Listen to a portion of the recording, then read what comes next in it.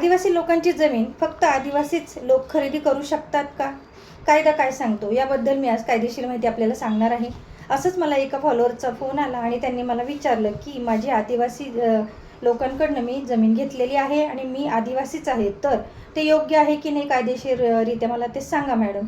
म्हणून मी आज एक या पद्धतीचा व्हिडिओ वेगळा जरा बनवलेला आहे. तुमच्या ओळखीमध्ये जर कोणी असे आदिवासी लोक असतील आणि त्यांना जर असं काही अडचणी येत असतील तर नक्की तुम्ही हा व्हिडिओ त्यांना शेअर करा आणि लाईक देखील करा. आजचा विषय देखील खूप महत्त्वाचा आहे. अनेक लोकांना हा प्रश्न असतो की आदिवासी व्यक्तीची जमीन फक्त आदिवासी व्यक्तीच खरेदी करू शकते का? गैर आदिवासी व्यक्तीने जर ती जमीन घेतली तर त्याचे कायदेशीर परिणाम काय होतात, या विषयावरच आज मी कायदेशीर माहिती आपल्याला सांगणार आहे. आदिवासी जमिनींना विशेष संरक्षण दिले आहे. तसंच भारतीय संविधानाने अनुसूचित जमातींना विशेष संरक्षण दिलेले आहे. कारण आदिवासी समाज आर्थिकदृष्ट्या आणि सामाजिकदृष्ट्या मागासलेला असल्याने त्यांची जमीन इतरांकडे जाऊ नये म्हणून कायद्यात विशेष तरतुदी करण्यात आलेल्या आहेत. महाराष्ट्र आदिवासी जमिनीच्या हस्तांतरणावर विशेष निर्बंध आहेत. कोणता कायदा याच्यासाठी लागू होत असतो? महाराष्ट्रात मुख्यतः महाराष्ट्र जमीन महसूल संहिता 1966 म्हणजेच महाराष्ट्र लँड रेव्हेन्यू कोड 1966, कलम 36 तसंच 36A आणि 36B, Maharashtra restoration of lands to schedule tribes act 1974. कलम 36A आपल्याला काय सांगतो तर महाराष्ट्र जमीन महसूल संहिता 1966चे कलम 36A या कलमानुसार अनुसूचित जमातीच्या व्यक्तींची जमीन गैर आदिवासी व्यक्तीच त्यांना विकणे किंवा भेट देणे, तसंच गहाण ठेवणे किंवा इतर कोणत्याही प्रकारे हस्तांतरित करणे हे जिल्हाधिकाऱ्यांच्या म्हणजेच कलेक्टर यांच्या पूर्व परवानगीशिवाय करता येणार नाही. म्हणजेच काय, आदिवासींकडून आदिवासींकडेच जमीन हस्तांतरण सामान्यतः होऊ शकते, म्हणजेच त्यांच्यातच त्यांची जमीन ही विकली जाऊ शकते.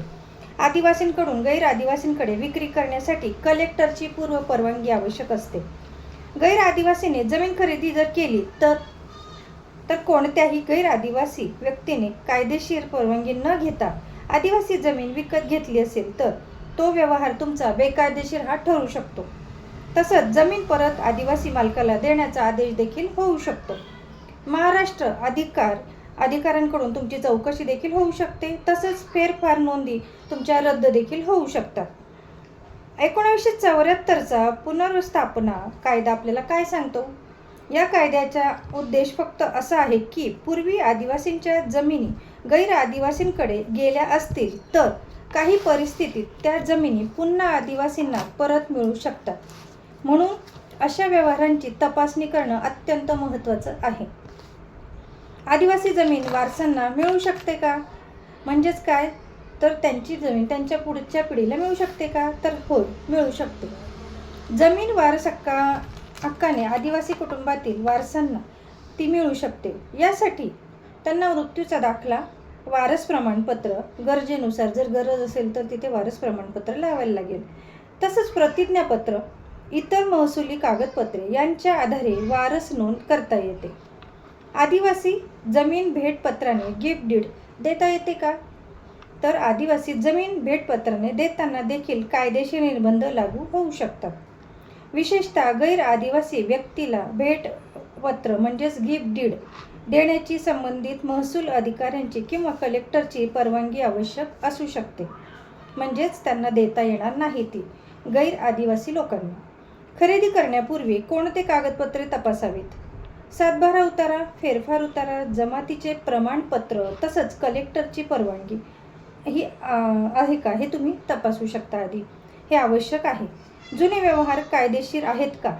तसंच जमीन पुनर्स्थापना कायद्याच्या कक्षेत येते का याची खात्री पूर्ण आधी करून घ्यावी आणि मगच जमीन खरेदी करावी. आपल्याला ही मी सांगितलेली माहिती कशी वाटली नक्की कॉमेंटमध्ये मेसेज करून सांगा. आजचा विषय थोडासा वेगळा होता, पण ही माहिती देखील असणं गरजेचं आहे. असं होऊ नये आणि म्हणून मी हा वेगळ्या पद्धतीचा म्हणजेच आदिवासी लोकांच्या जमिनीबाबत व्हिडिओ बनवलेला आहे. कसा वाटला नक्की कॉमेंटमध्ये मेसेज करून सांगा. धन्यवाद.